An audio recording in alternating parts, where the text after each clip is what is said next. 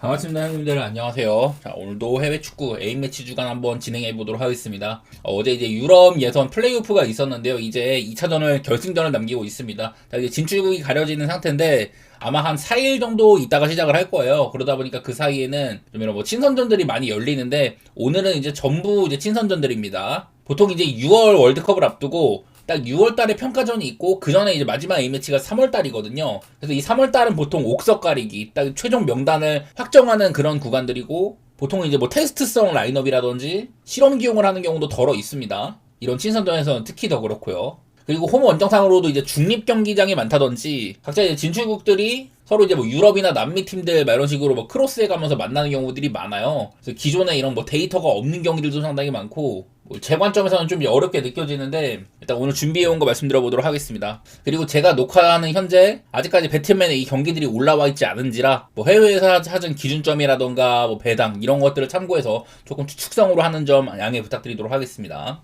자, 첫 경기는 이제 오스트리아 대 가나입니다. 뭐 오스트리아는 이제 자타가 공인하는 다크호스였었는데요. 이후로는 뭐 그냥 계속 내리막이고 지금 유로전의 포스는 아닙니다. 이번 예선도 막 약팀들 많이 있었는데 사실 1위를 그냥 막 편하게 선점하지는 못했었어요. 그런 아쉬움이 있고 가나는 얘네들이 대회마다 너무 다릅니다. 얘네들이 아프리카 네이션스컵은 2023년에도 광탈당했었고 이번 대회는 아예 본선조차 못 갔거든요. 예선에서 0승 3무 3패로 그냥 충격적인 탈락을 했어요. 근데 이제 월드컵에서는 지난번 대회 때도 우리나라랑 같은 조에서 끝까지 이제 우루과이의 발목을 잡아준 덕에 우리나라가 16강에 갔었었죠. 거기다가 또 이번 예선에서는 8승 1무 1패로 비교적 또 쉽게 올라간 편이기도 했습니다. 그래서 이 가나라는 팀이 참 대회마다 종잡기가 어려운데 오스트리아라는 그래도 꽤 빡센 상대를 상대로 또 이제 원정이니까 이런 것들이 좀 시험 무대가 될 것 같습니다. 그나마 뭐 이런 것저것 중에 보이는 거는 제 오스트리아의 홈발이었는데요. 오스트리아가 이제 중간에 있는 이건 유로 대회는 이제 그 독일에서 열린 거니까 빼고 2024년에 이제 벨기에한테 당했던 이때는 오스트리아가 되게 셌거든요.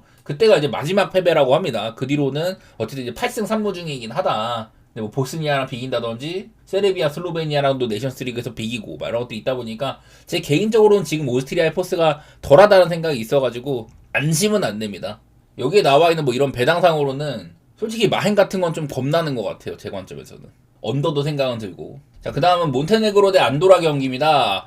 이제 몬테네그로는 페루제도한테 밀려가지고 딱 이제 조에서 4위에 그쳤어요. 원정에서는 막 페루제도한테 4대0으로 처발리기도 하고 그냥 하락세입니다 지금. 9-6호 연방 중에 보스니아가 하락세를 겪다가 지금 올라가가지고 이번에 플레이오프도 1승을 챙겼는데 몬테네그로는 그냥 엄청난 하락세네요. 얘네들도 인재가 안 나오는 건 아닌데 지금 요베티치 이후로는 딱 끊긴 모양새입니다. 반대로 상대인 얘네들도 안도라가 예선에서 그냥 0승 1무 7패로 제가 리그 D에다가 분류를 했는데 그냥 밑바닥 다운 면모를 보여줬어요. 깔아주는 팀이고 안도라는 이런 게 볼 게 있습니다. 자, 안도라는 이런 게 볼 게 있습니다. 안도라의 A매치 성적인데 쭉 보면은 산마리노를 한번 이긴 적이 있는데요. 그 뒤로 해서 쭉 이렇게 좋지가 않습니다. 이제 리히텐슈타인 같이 또 리그 D를 이긴 거 말고는 A매치 33경기 동안 산마리노한테 1승밖에 없고 이외에는 7무 25패였다. 쭉 이런 게 보입니다. 또 이 경기가 그리고 이제 몬테네그로의 포드고르차 원정 경기인데 안도라의 원정은 또 이래요. 좀 오랫동안 승리가 없는 19경기 동안 5무 14패를 달렸다. 벨로루시랑 코소보 같은 이런 리그 C급이랑 비긴 게 가장 맥스였습니다. 보니까 그래서 홈이랑 원정 생각하면 오히려 홈에서는 1승 2무 11패였는데 원정에서는 5무 14패니까 좀 더 뭐 이런 가드를 더 올리고 버티기에 들어가는 생각이 좀 있는 것 같기는 해요. 저는 그래서 이 경기는 그냥 딱 이제 고배당 보기 좋은 매치다. 그래도 이제 몬테네그로가 윗급은 맞고 뭐 1햄무나 2햄무? 저는 1햄무도 가능성이 있다고 보긴 하거든요. 몬테네그로가 아주 쉽게 막 패거나 그러지 못할 수도 있다. 이런 생각이 있어서 아마 이것도 2.5일 것 같은데 저는 뭐 2햄무를 시작으로 1햄무 뭐 언더 이런 식으로 볼 것 같습니다. 저는 이 경기는 배당을 노려야 되는 매치라고 생각을 해가지고 언더 같은 거보다는 그냥 그런 2햄무 1햄무 이런 쪽으로 볼 것 같아요. 자, 다음은 이제 그리스 대 파라과이인데요. 그리스는 사실 네이션스 리그에서는 폼이 좋았는데 예선에서는 덴마크나 스코틀랜드나 조금 밀렸습니다. 그래도 월드컵은 못 갔어도 저는 경쟁력이 있는 나라라고 생각을 해요. 사실 이번에 플레이오프 나왔으면 어떻게 될지 몰랐을 것 같긴 한데 약간 아쉽고요. 파라과이는 얘네들이 이제 코파 참패 이후로 제가 구스타보 알파로 감독을 선임을 하고 10경기 무패를 달리다가 브라질 원정에서 석패를 하고 막 홈에서는 브라질이나 뭐 콜롬비아, 우루과이 뭐 이런 애를 다 잡았습니다. 7승 5무 1패 막 이렇게 달렸었는데 근데 뭐 그 이후로는 뭐 한국이나 미국 막 이렇게 뭐 지기도 하고 흐름은 끊긴 편이라고 봐요. 옛날에는 그냥 언더보기가 엄청 좋았는데 지금 뭐 남미 팀다운 역습력도 있고 두 팀 다 공격은 짜임새라기보다는 저는 좀 재능들에 의존하는 편이라고 보거든요. 그래서 뭐 쉽사리 좀 볼만한 경기는 아닌 것 같고 그냥 그리스가 이제 홈이다 보니까 아무래도 파라과이는 월드컵을 가긴 갔고 뭐 이런 것도 있어가지고 그리스 원정이고 하니까 저는 최대 뭐 무승부 아닐까? 그리스가 저는 조금 더 윗급이라고 보고 있긴 합니다. 근데 언더오버는 쉽게 못 보겠네요. 다음은 스위스 대 독일인데 스위스가 이제 네이션스 리그에서는 리그 A급 팀들한테 되게 고전하다가 예선은 얘네들이 좀 편한 조에 있었어요. 그래서 10경기 동안 뭐 무패 행진도 달리고 편하게 갔었습니다. 그래도 막 중간중간 코소보나 뭐 슬로베니아 이런 팀이랑 비기는 거 보면은 좀 이제 약팀들만 좁혀고 강팀한테는 좀 수그리는 구도이지 않나 그런 생각도 들고요. 자, 독일도 이렇게 이제 네이션스 리그 토너먼트에서 포르투갈 프랑스한테 지더니 그 다음에 슬로바키아한테까지 졌었거든요. 이게 안 좋다가 이후에는 그냥 5연승으로 시원시원하게 갔던 것 같습니다. 뭐 학살력도 있는 팀이고 지배력이 워낙 좋다 보니까 좀 세련된 축구를 하죠. 독일은 무시알라가 돌아온 것도 페너트레이션에서 확실한 좀 타격이 될 것 같다. 그런 것도 큰 힘이 될 것 같고요. 사실 이거는 맞대결을 좀 봐야 되는데 맞대결로 이렇게 수십 년간 독일의 엄청 초강세에 있다가 최근에 4경기에서 승리가 없고 3연무입니다. 이게 스위스라는 팀이 스페인도 참 뚫기를 어려워했었어요. 요즘에야 좀 이긴 적이 있었지만은 스페인은 스위스 만날 때마다 맞대결상으로 좀 아쉬움이 있었거든요. 그러니까 독일도 약간 이런 좀 점유율 축구를 하는 팀들이 스위스처럼 가드 올리고 역습 한 방 있는 이런 팀들한테 참 어려워하는 구도가 좀 많이 보였다고 생각이 됩니다. 그래서 이걸 좀 봤더니 배당상으로는 지금 스위스의 프렘 배당이 얼마 안 나올 것 같거든요. 난 그래서 배당이 별로면 차라리 그냥 무승부나 독일의 햄무 쪽으로 봐야 되지 않을까? 아무래도 승리 가능성 자체는 그래도 독일이 좀 있는 편이라서. 그리고 스위스는 참 이제 대회 같은 데서는 선전할 만한 그런 역량을 갖추고 있는 팀이라고 보기는 봅니다. 당장 지난 유로 때도 좀 단단한 느낌이 났었고 저는 그런 관점에서 언더도 조금 고려 중이에요.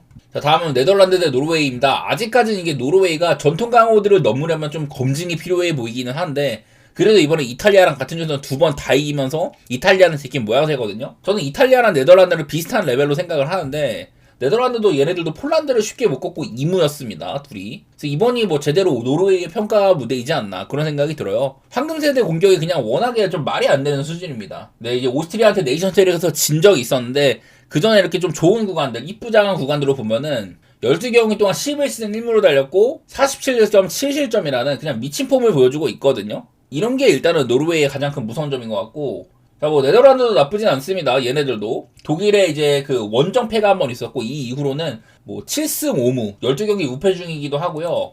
그리고 뭐 홈에서도 이런 뭐 유로 대회들 말고는 12경기 동안 9승 3무적인 점 이런 것들을 생각하면은 네덜란드도 쉽사리 꺾이진 않아요. 그래갖고 네덜란드가 정배를 받은 것 같은데 저는 배당 대비 노르웨이의 플레이는 꽤나 일리가 있는 것 같고 그리고 만약에 이게 지금의 기준점을 알 수는 없지만은 3.5가 아니라 2.5를 준다면 저는 오바도 가능성이 있다고 보긴 봅니다.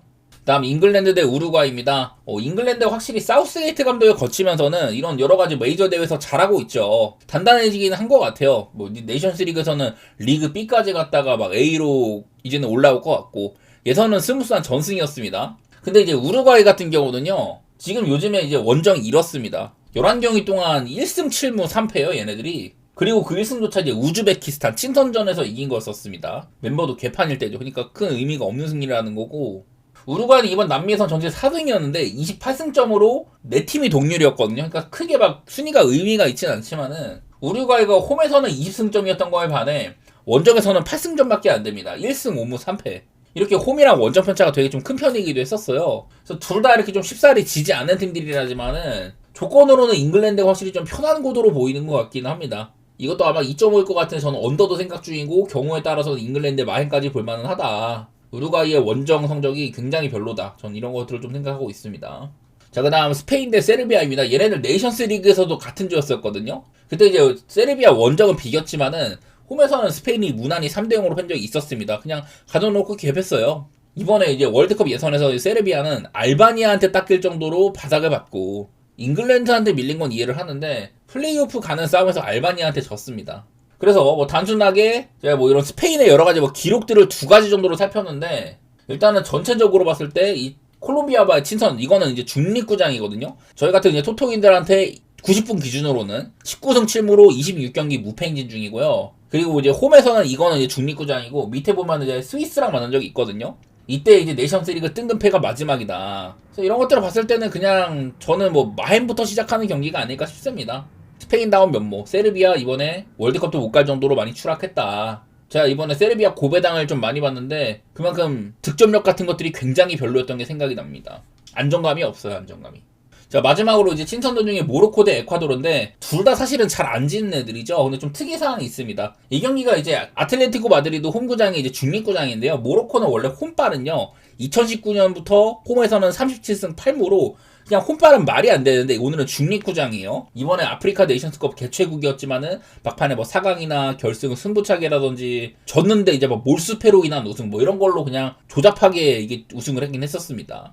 그리고 이제 에콰도르는 얘네들 이제 브라질한테 원정패를 한 적이 있었고요. 이후로는 15경기 동안 모든 대회 6승 9무. 무승부 비율이 굉장히 높지만은 잘 안 지는 팀이다. 그리고 이 6승 중에서도 햄무 비율이 대단히 높은 팀이에요. 4번이 햄무였습니다. 이거 고배당 보기가 매우 좋은 팀이라는 거고요.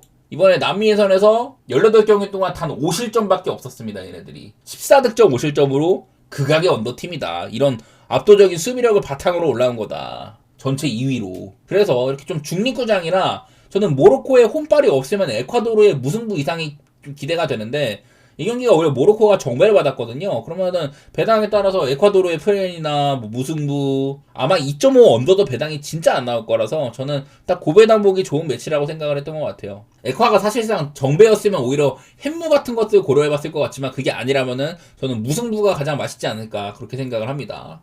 자, 그래서 오늘은 전부 다 좀 친선전이어가지고 막 어제처럼 어떤 뭐 동기부여 같은 거를 얘기할 것도 없고 멤버조차 지금 가늠이 안 되는 상태여서 사실 많이 좀 깝깝합니다. 그래도 뭐 이런저런 기록들이라든지 얘네들의 뭐 특이사항 같은 것들 참고해보시면 좋을 것 같고요. 아무래도 배트맨이 이제 올라와 있지 않은 거를 다루다 보니까 추측성으로 뭐 이런 기준점들도 말씀드린 게 많아요. 그런 것들도 양해 좀 부탁드리고 봐주셔서 감사드립니다. 아마 이번 A매치 중에 경기가 적은 날도 있었고 제가 영상을 안 올리는 날도 있을 거거든요. 그런 것들도 뭐 양해를 해주시고 어쨌든 뭐 도움 되셨으면 좋겠습니다. 감사합니다.